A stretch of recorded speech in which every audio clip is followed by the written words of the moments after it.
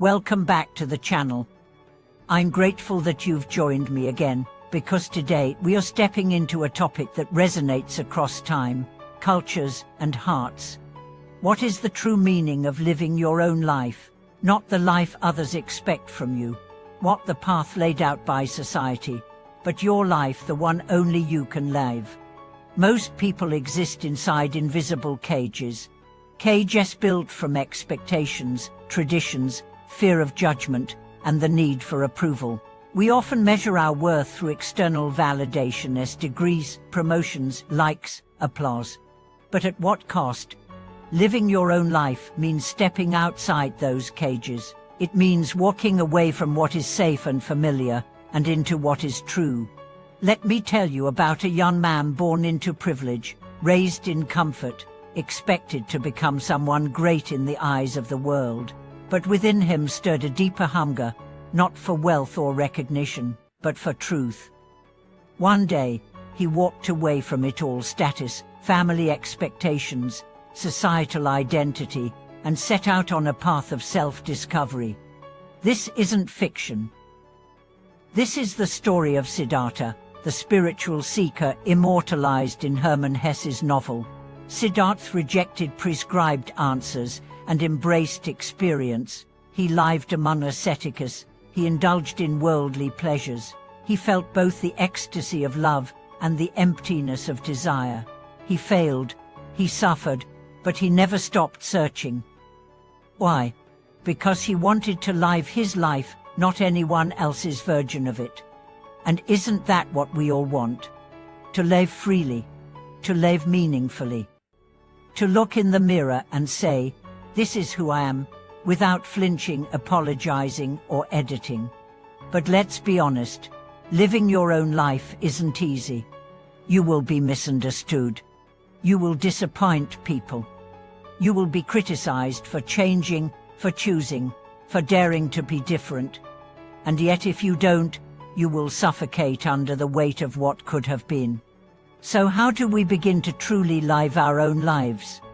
First, you must listen deeply, beyond the noise, beyond the conditioning. What do you really want? Not what you're supposed to want, but what calls you when the world is quiet. Maybe it's a career shift. Maybe it's a creative pursuit.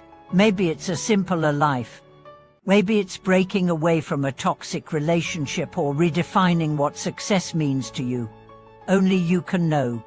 The second step is courage. Because once you hear your truth, you must honor it. That might mean leaving comfort. It might mean risking failure, but the cost of inauthenticity is always greater than the risk of change. And here's something you need to remember: living your own life doesn't mean isolating yourself. It means aligning yourself with people who get it, with work that reflects it, with a daily rhythm that supports it. Let me tell you about a woman who lived in a small coastal town. Everyone told her she was wasting her potential by staying. She had degrees, offers in big cities, chances to earn more and be seen more. But she chose to teach in her hometown, write poetry in the mornings, walk along the cliffs every evening. She said, "I may not be celebrated by the world, but every day I feel whole." That is success. To feel whole. To live with integrity between your inner world and your outer expression. It's not about impressing others. It's about recognizing yourself. Now let's confront a hard truth. We don't live our own lives because we're afraid. Afraid of judgment. Afraid of failing. Afraid of being alone. But what's truly terrifying is to reach the end and realize you never showed up as you. One of the top regrets of the dying, as recorded by Nurse Bronnie Ware, is this: "I wish I had lived a life true to myself, not the life others expected of me." That sentence should shake us. It should wake us.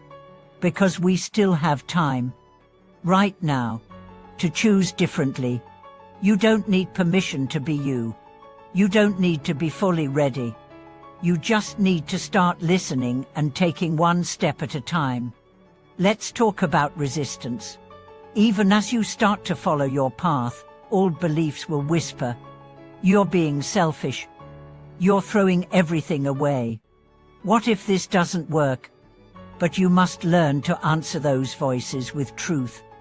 I'm being honest. I'm claiming everything that's mine. And even if I fail, I know it was my life, my choice.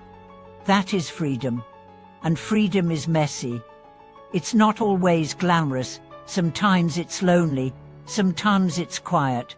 But it's always worth it. Because with freedom comes peace. The peace of not needing to perform. The peace of belonging to yourself. The peace of waking up and knowing, this is me. Here's a practice you can try. Each morning, ask, what does my soul want today? Not what your calendar says, not what the world demands. What does your soul want? And then honor it in some small way.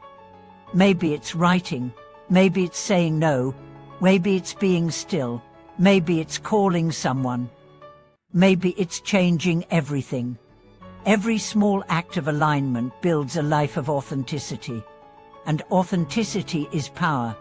It's magnetic, it's liberating, and it's rare. But it's possible. It begins the moment you stop performing and start living. And one more thing, don't confuse living your life with chasing perfection. Living your life means embracing your flaws. It means learning from mistakes. It means owning your story, even the messy chapters, because that's where your strength lives. Not in polished presentations, but in real, raw, unapologetic presence. So here's my question to you. Are you living your life or someone else's version of what your life should be? Be honest. And then be brave. Drop your reflections in the comments.